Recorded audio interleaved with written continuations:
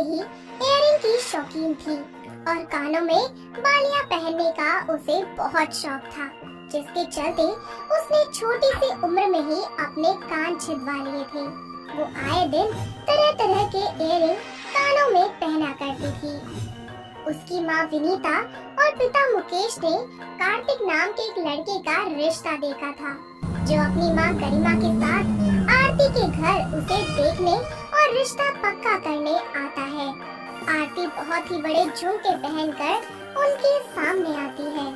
जी ये देखिए मेरी बेटी। जी आपकी बिटिया तो बहुत ही खूबसूरत है, लेकिन इसके कान के झुमके कुछ ज्यादा ही बड़े नहीं हैं।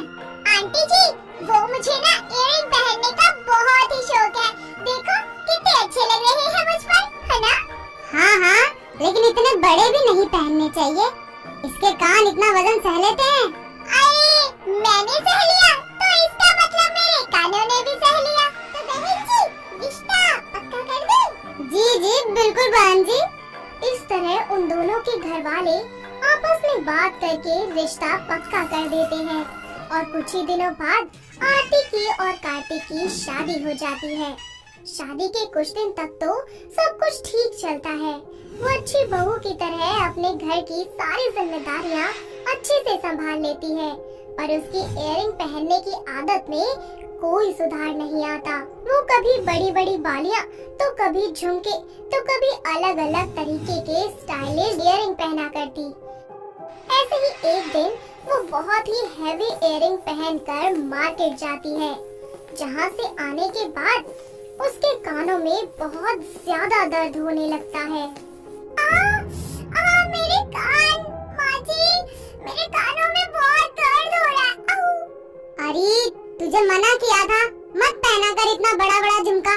देख क्या हाल हो गया तेरे कान का, कितने लाल हो गए हैं ये। चल एक काम कर, बर्फ से सिकाई कर ले अपने कानों पर, ठीक हो जाएंगे। और अब से हल्के और सोने के ही झुमके पहनेगी तू। नहीं नहीं माँ जी, मुझे नहीं पहननी सोने की ज्वेलरी, वो कितनी बोरिंग होती है। आर्टिफिशियल ज्वेलरी कितनी अट्रैक्टिव, कलरफुल और डिजाइन वाली होती है। सोना तो बस पीला सा लगता है। अच्छा, जानती भी है सोने की कितनी कीमत है, कितना काम आता है ये। मैं ना आपको अपनी सारी इयररिंग दिखाती हूँ, आप सोने को भूल जाओगी। आपको पता है कितने अच्छे, खूबसूरत और बड़े बड़े इयररिंग है मेरे पास। अरे तुझसे बात करना मतलब भैंस के आगे बीन बजाना है, रोती रह पकड़ के कान। वक्त बीतता जाता है, पर आरती की आदत में कोई सुधार नहीं आता। अब उसे बाजार जाना हो या ऑनलाइन शॉपिंग करनी हो, वो बस इयररिंग ही खरीद कर लाती थी। देखते ही देखते वो बहुत सारे इयररिंग के पेयर्स जमा कर लेती है, इतने कि अगर तराजू में रख कर तोलो तो आरती के वजन के बराबर इयररिंग थे उसके पास। पर फिर भी उसका मन नहीं भरता, वो आए दिन नए नए इयररिंग खरीदती ही रहती। ऐसे ही एक दिन वो अपने पति के साथ शॉपिंग करने जाती है।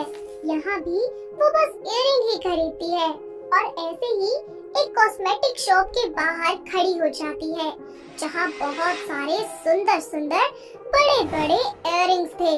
वो जल्दी ही उस दुकान के अंदर चली जाती है कि तभी कार्तिक बोलता है, अरे ये तुम फिर से इयररिंग्स की दुकान में घुस गई? अरे अभी तो तुम 4 दुकानों से खरीद कर आई हो। हाँ तो क्या हो गया, एक आधा और ले लूंगी, आपके कौन से पैसे कम हो जाएंगे। अभी बोल दूंगी ना, जानू सोने की इयररिंग दिला दो, फिर देखना। अच्छा ठीक है बाबा, ले लो बस। हाँ ये वाला देखो कैसा लग रहा है मुझ पर। अरे हॉट लग रही हो मेरी जान, अब ले भी लो इसे। नहीं ये मुझे अच्छा नहीं लग रहा। अरे वो वाला देखो भैया, जरा वो वाला दिखाना। इस तरह वो बाजार से बहुत सारे भारी भारी इयररिंग्स घर ले आती है।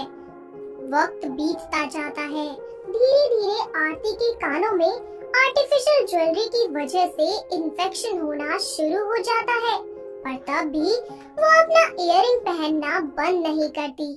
ऐसे ही एक दिन आरती का बर्थडे होता है और कार्तिक उसके लिए बहुत बड़ी पार्टी प्लान करता है। आरती शाम को जब अपने बर्थडे पार्टी में हैवी ड्रेस और इयररिंग पहनकर आती है, तो सब लोग उसे देखकर उसकी बहुत तारीफ करते हैं। हाय सोच रही हूँ इसके कान इतना सब झेल कैसे रहे हैं, दर्द नहीं होता क्या इसको? इसके कान हैं जो इतने भारी हैं।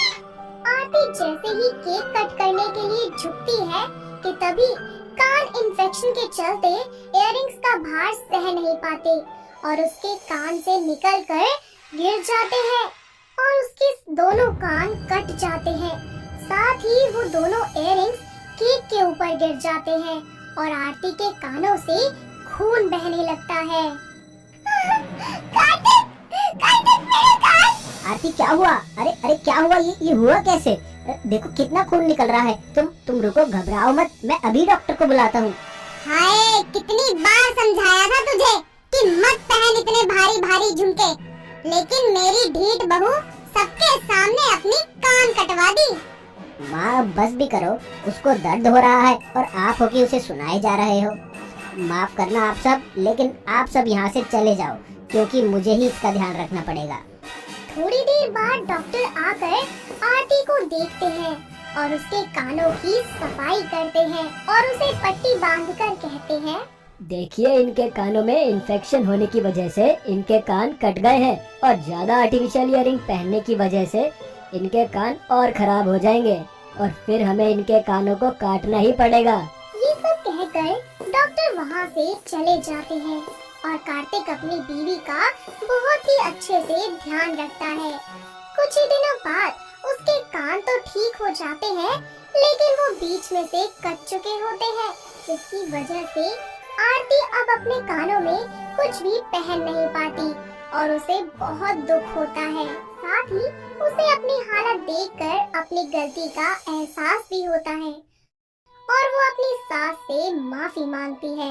बाजी, बाजी सब मेरी गलती है, ये जो भी हुआ सब मेरी वजह से हुआ, मुझे माफ कर दीजिए।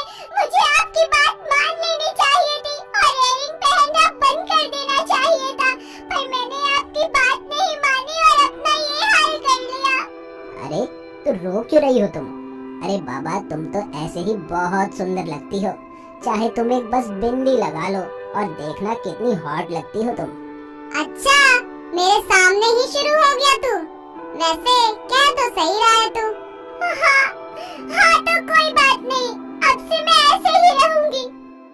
इस तरह आरती को ये समझ आ जाता है कि किसी भी चीज को जरूरत से ज्यादा उपयोग नहीं करना चाहिए, वो हमारे लिए गलत साबित होता है और हमें ही तकलीफ दे सकता है। साथ ही आरती अपनी इयररिंग पहनने की आदत हमेशा हमेशा के लिए खत्म कर देती है, जिसके बाद सभी लोग मिलकर एक साथ खुशी खुशी रहने लगते हैं। तो दोस्तों, कैसे लगी आपको हमारी ये इयररिंग वाली बहू? क्या आपके घर के आसपास भी है कोई ऐसी बहू जो इसी तरीके से भारी भारी इयररिंग्स पहनती हो? अगर हाँ, तो उसे ये वीडियो दिखाइए और हमें कमेंट करके बताइए।